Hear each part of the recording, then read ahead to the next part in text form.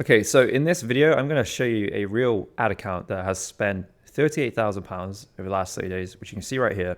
And I'm going to basically tell you how to read all of the data that you see right here. And you can see right here that over 30 days, we've actually had a 16x ROAS, which is pretty nuts. I don't usually see these numbers, but there is context to why this brand are getting these results. So the first thing to note is this columns drop down right here. And basically, there are different ways to look at this data, and these are kind of like presets. So if you just want to look at the performance of ads and you want to see like click-through rate, frequency, CPM, and we'll go through these metrics in a second, you can select this option. If you want to just look at how many people are engaging with the ads, you can select that. Or if you want to look at more purchase data, you can select sales. And note that you can also customize these columns down here. And once you get familiar with Ads Manager, if there's anything in particular that you want to look at, for example, maybe you want to add add to carts and you want to look at how many add to carts you're getting, you can literally type that in and add it to the list of columns, and then you can save that as your own preset. And when you start running ads in Meta, you will start to have a preference on what data you want to look at. And so that is essentially how you can customize that high level. So in this example, I am going to go with this sales for now, and we are going to scroll to the right and we're going to start with this results column. So to start with, we are going to look at this column right here, which is the CPM column. Now, this is one of the most important metrics when you're running ads because this is what you're being charged. So when I've spent £38,000 over 30 days, I have been charged per 1,000 impressions. And essentially the way to look at this is that your CPM, cost per 1,000 impressions, is what it is costing you to serve your ad 1,000 times. And it's really important to notice the difference between impressions and reach, because a lot of people make this mistake thinking that this number right here is 4.2 million people reached. But what you can see is that I've only reached 1.4 million people, but the ads have been served 4.2 million times. And that is what you are paying for when you're running ads. Even if you optimize per purchase, you optimize per lead, click, video view, whatever it is you're optimizing for, you are still being charged for the impressions. And so you need to remember that. This is your cost to advertise. And if you can get this number even lower, then that tends to affect what your cost per purchase will be. Because if, for example, I can cut my CPM by 50%, I might be able to decrease my cost per sale by, let's say, 20%. And so one of the first things that you're looking at in an ad account is what is it costing me to advertise to the audience that I've set. And right here, you can see that we are paying on average £9.28 per 1,000 impressions. And for context, this brand is advertising in the UK. The next column is reach. So this is how many people you've reached. Sounds self-explanatory, but it is a very important metric when you want to scale, because if you are not reaching enough new people, you will not be able to scale. So it is very important that you ensure that this number is as high as possible when you're running your ads. And if you look at the reach and the impressions and you divide them, this is where the metric frequency comes in. And the frequency is basically saying how many times have your ads been served to the people reached. And so here, for example, because I have had 1.4 million impressions and a reach of 789,000 people, it's dividing those two numbers and giving me a frequency of 1.8. So it means that the 789,000 people that have been reached have seen my ads 1.8 times over the time period of 30 days right here. And one of the common issues that you find in ad accounts, especially those who are trying to scale, is that their frequency is like 5x plus on a 30-day timeline, and they don't have a campaign that has a low frequency. In other words, they don't have a campaign that is just reaching as many new people as possible. And that could be an issue long term, which we'll get into further into these videos. The next column to look at is CTR. This is click-through rate. And it's really important that you pay attention here because there are two ways to look at your click-through rate. This version is actually wrong. So what I've got right here is the CTR all. And what I'm going to do is switch over to performance and clicks so that I see the unique click-through rate. And it's really important you look at that because that will show you the true click-through rate of people who see your ad and click to your landing page versus the other way would count people that click into your ad as well as clicking from your ad to your landing page. And you can see there's a drastic difference in the click-through rate by switching to this. And this is the more accurate way to look at this data. So the click-through rate essentially is saying what percentage of your impressions are clicking through to your website. And if you think about how do you get conversions in your business, it's all about getting people from Meta or from TikTok, wherever you're running your ads, getting them to your landing page and then converting them. And so when you're running different ad creative and you're testing maybe video versus static, one of the metrics you want to be looking at is what is your click-through rate? Because let's say that our click-through rate is 2%.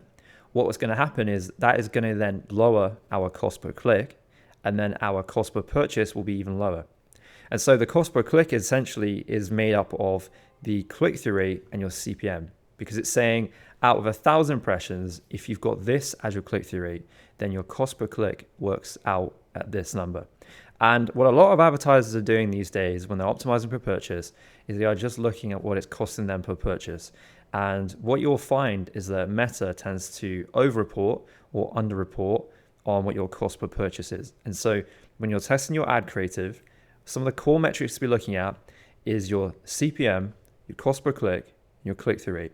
Because those three metrics will make up what your cost per purchase is.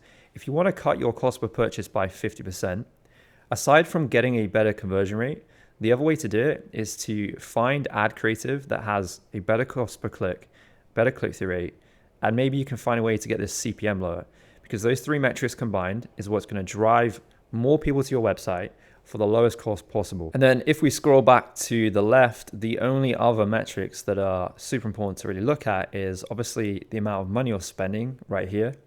And you'll notice here that I have £750 a day on this campaign. And then here it doesn't show anything. And the reason why is because the budget is set on the ad set level. And I'll break that down in a second. But then all you're really looking at is how many results are you getting? So result is defined as your conversion objective. So you could optimize per lead, you could optimize per purchase, for engagement, and that is how the results column is defined. And then over here, you have your cost per result, which is really just taking the amount spent divided by the results, and that's how they work out your cost per result. Now, a very important thing to note here, results, cost per result, and ROAS. These are what you would call third-party metrics.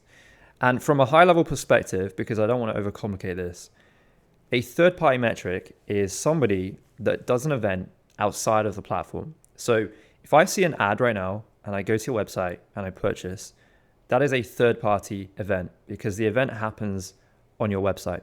Versus if I like a post on Facebook, that is a first-party event because it happens within the platform. And long story short, Meta and all these other ad channels will struggle to attribute or track how many people have actually done that action as a result of seeing the ad. And what that means is that these numbers, so your cost per purchase, total results, your ROAS, these numbers can be inflated and they are essentially forecasted by Meta. These are not real time, they're not 100% accurate. And this brand, for example, is over-reporting its results by about 30 to 40%. And it's really important that you remember this long term, because if all you ever do is you look at, oh, I'm getting a £5 cost per purchase, let's spend more money here, instead of looking at some of these other metrics in GA4, which we'll break down in another video, what can tend to happen is that you aren't scaling profitably. And that's why it's really important to look at CPM, cost per click, and click-through rate, because these metrics are first-party metrics. They are tracked in real time. And if you have consistent numbers, so you've got a 1% conversion rate, then you can work backwards and figure out, okay, my CPM at £8, my cost per click at 73 pence, and a click-through rate of 1.2% should mean that I get X per purchase. That is how to look at this data. And it's just really important that you guys remember that, because these third-party metrics can lie, they can be wrong, and you can get into a gigantic mess if all you ever do is just look at your ad channel data. So now we've covered those metrics, I want to show you these three campaigns and what they're doing and what the structure is here, because this structure is very basic, it works extremely well, and I would recommend you trying something like this. So what we've got here are three campaigns. At the very top, we have an ASC campaign. This is Advantage Shopping campaign. The way to think about this is that it is open broad targeting. It doesn't have any exclusions, And what it's doing is it's showing a group of ads to people who are new and to people who are warm. And as a result of that, it is able to get a good cost per purchase because it's tapping in and out of top of funnel and bottom of funnel. Then this middle campaign is just a standard purchase campaign, and it's focused on finding new people. Top of funnel, by the way, just means people who come into the top of your funnel, people who are new, they don't know about you, right? And then you've got bottom of funnel, which is people who do know about you. And that can be people who have engaged with your ad, they've watched your video, they've gone to your website, they've added to the cart, they've purchased from you. Those 5 things are ways that people can be classed in a bottom of funnel campaign. They are warm and they know about you.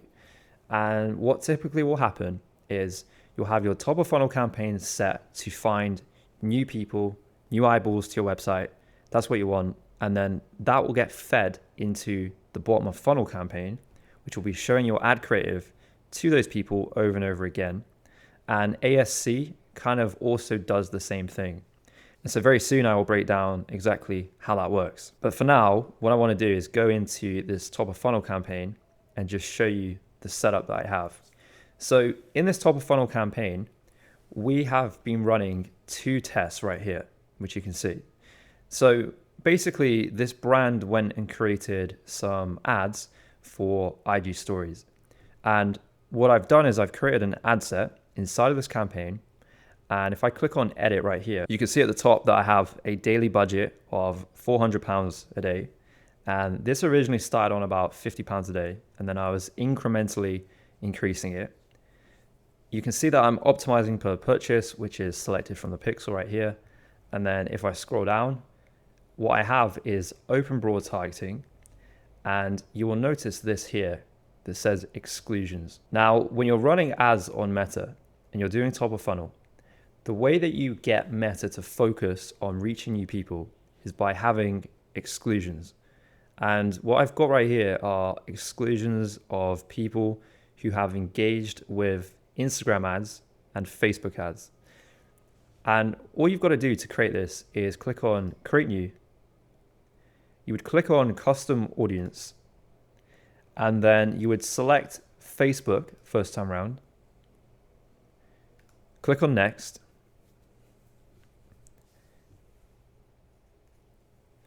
And you will see the Facebook page here. If you don't, then click on the drop down and select your page. And then where it says events, you want to click on that drop down and you want to click on accounts center who engaged with any post or ad. This is the option that you select. And then here you have audience retention. So the max is 365 days, or you can do 1 day.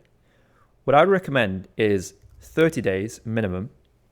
And this is for brands who have repeat buying cycles. So supplements, let's say meal prep, just anything where you know that the customer is going to buy from you multiple times in that year.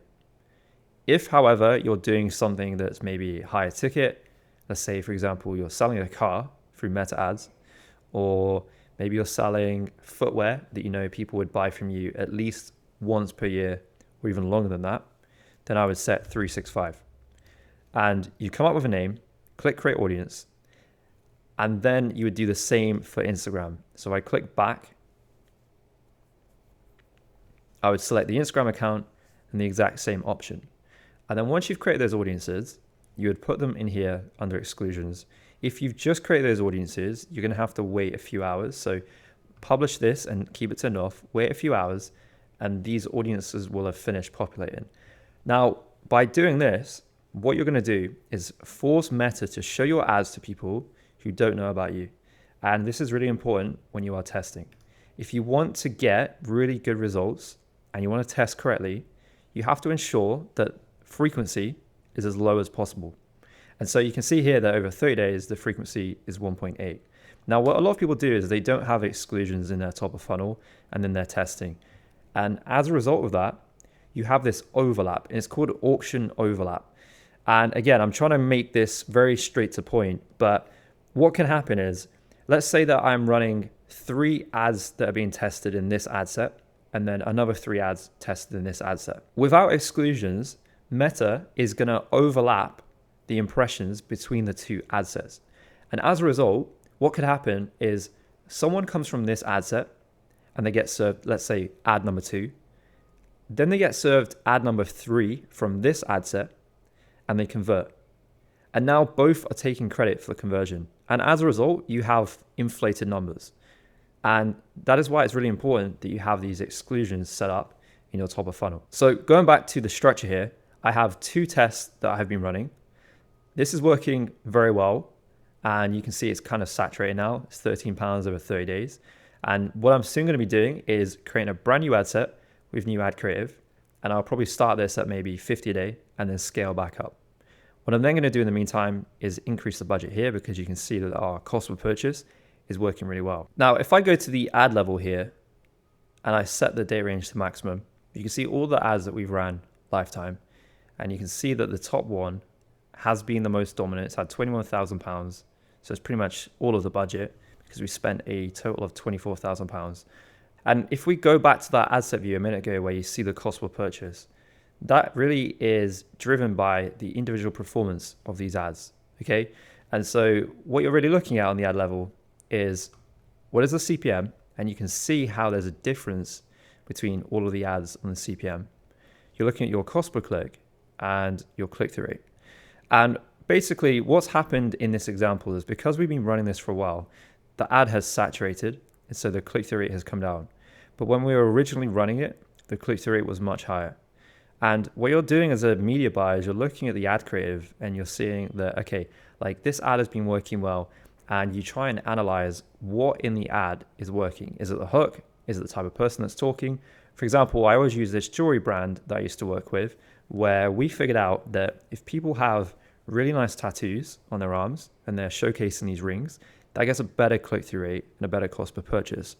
So the brand then went out and found a bunch of creators who have really nice tattoos and just like body art, and they would style the rings and we would get insane results from doing that. So that's what you're looking at here when you're looking at these results. And if you remember a few moments ago, I showed you the ad set targeting and I showed you how it was broad targeting. All of the targeting from Meta is built up around the ad creative. So for example, let's say that I'm running an ad right now and I am running an ad for a car company and I'm targeting people who own a Land Rover. If you own a Ferrari, you are not going to click on an ad about a Land Rover. And as a result, Meta is going to learn that you are not the right person. And the same happens to people who do click on the ad. If the last 50 people clicked on that ad about this Land Rover part, now Meta is looking at those people and there's millions of data points that it's looking at, and it's then finding more of those people. And that's how you think about the ad creative here. You're producing creative where Meta shows it to people and it continually optimizes until it finds your audience. And that's why you no longer need to go and set interests in your targeting or actually tell it who to target. You can leave it broad. You can do 18 to 65. And based on how people interact with these ads, it will build up its targeting. And that is how smart Meta has got now. The best campaigns are broad, they have no interest, and it all comes down to the ad creative. And what that means long term is that you need to shift all your focus on just producing the best ad creative possible. You're looking at static, video, carousels, you're looking at the whole lot. That is what is so important here if you want to win in ads. Everything is driven by the ad creative. So going back to this structure, the next thing I want to show you is the bottom of funnel campaign, which is the retargeting campaign. If I click on this right here, you will see that I have one ad set right now that is very dominant, and then I have another 2 which will also go through.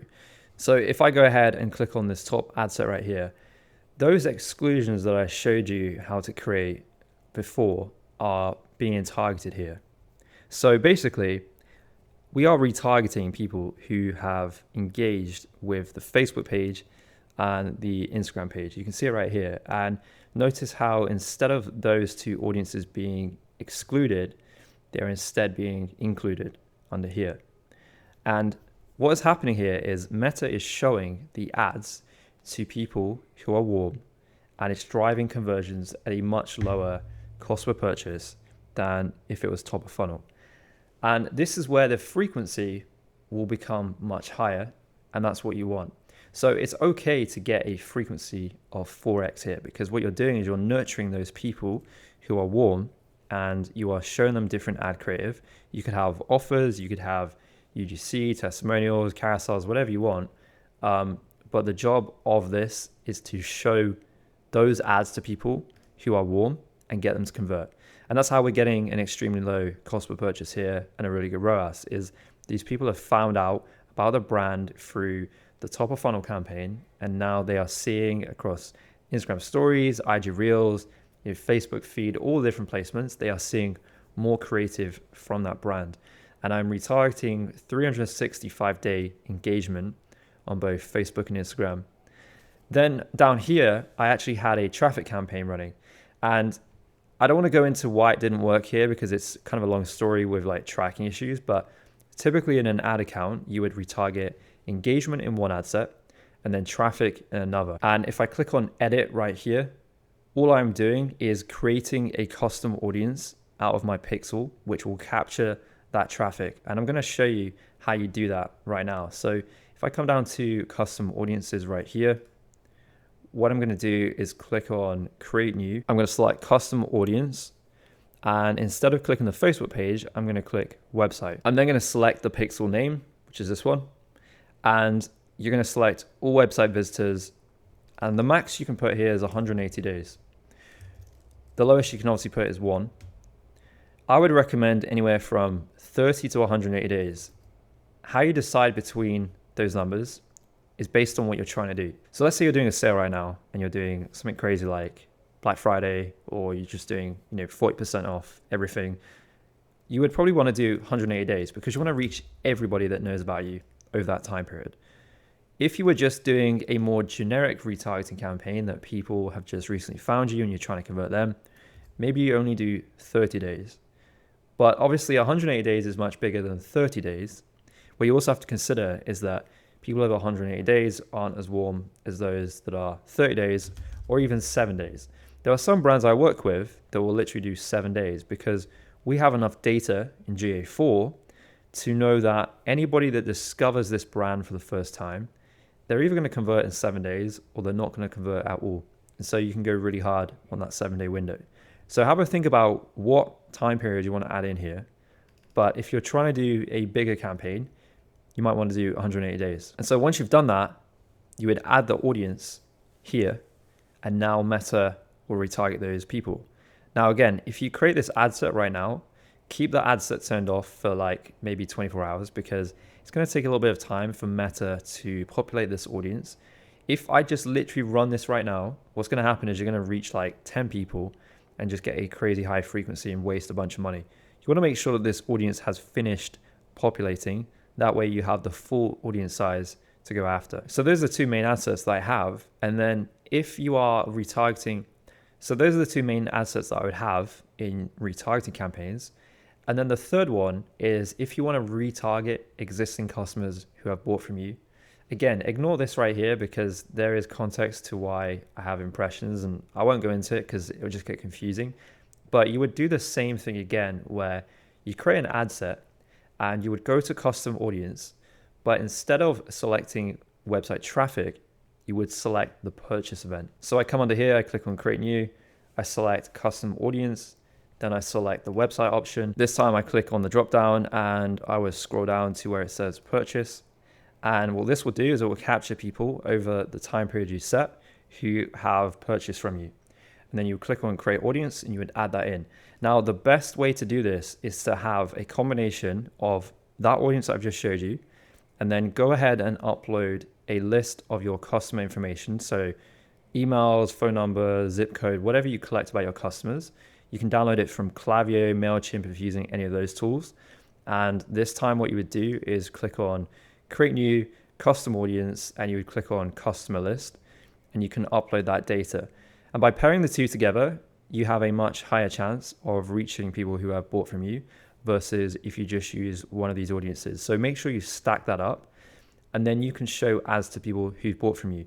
So again, with the jewelry brand example, every time we did a major sale, Black Friday, Christmas, we would retarget existing customers because we knew that people would buy into those new styles and those offers. If you're a subscription business, you're doing like the supplement example, you probably want to retarget people who have already bought from you and drive a repeat sale.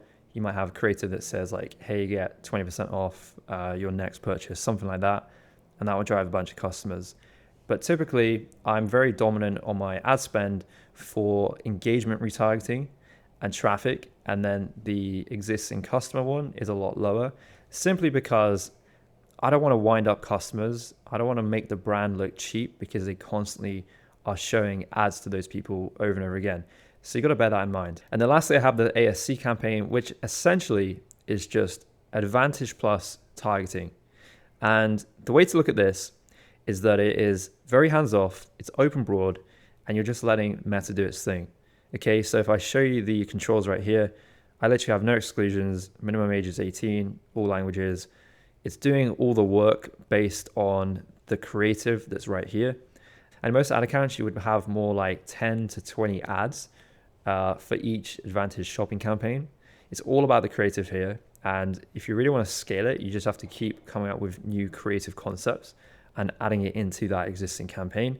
And that's how you can keep your cost per purchase low and get an insane ROAS. And just to show you, if I was going to go and create that campaign, I would click on the create button, then I'd click on sales, then I'd click continue.